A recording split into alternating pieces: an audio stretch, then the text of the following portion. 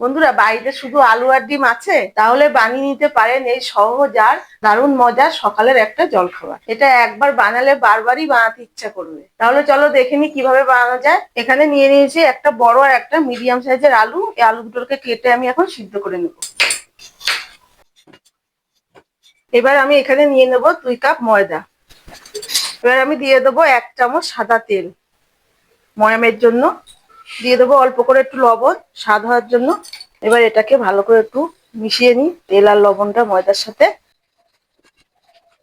এবার আমি অল্প অল্প করে জল দিয়ে ময়দাটাকে মেখে নেবো। এই যে বন্ধুরা, ময়দাটাকে মেখে নিয়েছি। এবার এর মধ্যে অল্প করে একটু সাদা তেল দিয়ে দেবো, যাতে ময়দাটা নরম থাকে। দিয়ে মাখিয়ে আমি ঢাকা দিয়ে রাখবো। আর এখানে ননস্টিকটা গরম হয়ে গেছে, আমি এখন সাদা তেল দিয়ে দেবো। এবার একটা ডিম ফাটিয়ে দিয়ে দিলাম। ডিমটাকে আমি ভুজি করে নেব।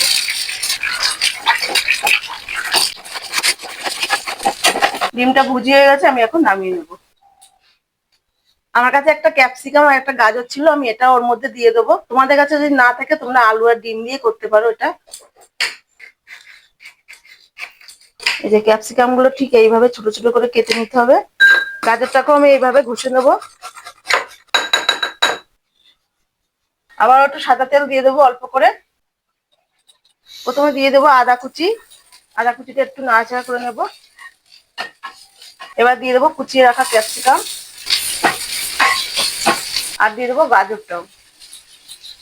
আলুটা সিদ্ধ হয়ে গেছে, আমি এখন এগুলোকে একটু কাঁটা চামচ দিয়ে স্ম্যাশ করে নেব। এবার পেঁয়াজ কুচিগুলো দিয়ে দেবো। তারপর দিয়ে দেবো লঙ্কা কুচি। এবার ভেজে রাখা ক্যাপসিকাম আর গাজরগুলো দিয়ে দেবো। এবার দিয়ে দেবো ডিমের ভুজিগুলো। আর দিয়ে দেবো ধনেপাতা কুচি। দিয়ে দেবো স্বাদ মতো লবণ। আর দিয়ে দেবো টেস্ট হওয়ার জন্য একটু মিষ্টি।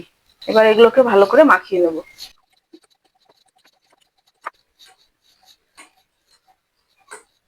স্বাদটা আরো ভালো হওয়ার জন্য আমি একটু ম্যাগি মশলা দিয়ে দিচ্ছি। এটা দিয়েও ভালো করে একটু মাখিয়ে নিই। এই যে ময়দাটা ভালো সফট হয়ে গেছে, এবার আমি এগুলো গোল গোল করে ডো আকারে তৈরি করে নেবো। এই যে আমার এখানে 5টা ডো হয়েছে। এবার আমি এটাকে বেলে নেবো।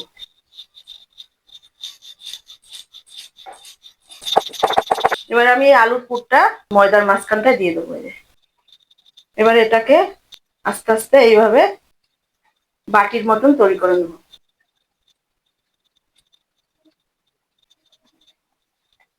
এইভাবে একটু ঘুরিয়ে ঘুরিয়ে এটাকে চেপে নিতে হবে। এবার হাতের তালুতে রেখে এইভাবে চেপে চেপে নিতে হবে। ঠিক এরকম ভাবে আমি সবগুলোকে বানিয়ে নেবো।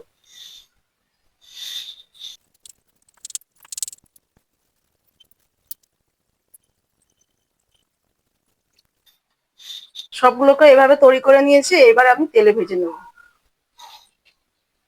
বন্ধুরা, তোমরা এটাকে আলুর কচুরি বা মিনি আলুর পরোটাও বলতে পারো, যেহেতু এখানে আলুর পুর দেয়া আছে।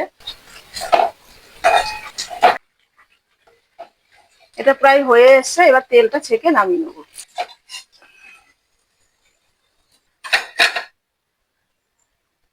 বন্ধুরা, তৈরি হয়ে গেল গরম গরম আলুর কচুরি বা মিনি আলুর পরোটা। আজই ঝটপট করে বানিয়ে খেয়ে আমাকে কমেন্ট করে জানিও তোমাদের কেমন লাগলো। এটা কিন্তু খেতে খুব দুর্দান্ত হয় বন্ধুরা। বাইরেটা ক্রিস্পি আর ভেতরটা একদম নরম। তাহলে আমার বানানো আলুর কচুরি বা মিনি আলুর পরোটাটা কেমন লাগলো কমেন্ট করে জানিও। আর চ্যানেলটিকে সাবস্ক্রাইব করে দিও, একটি লাইক করে দিও।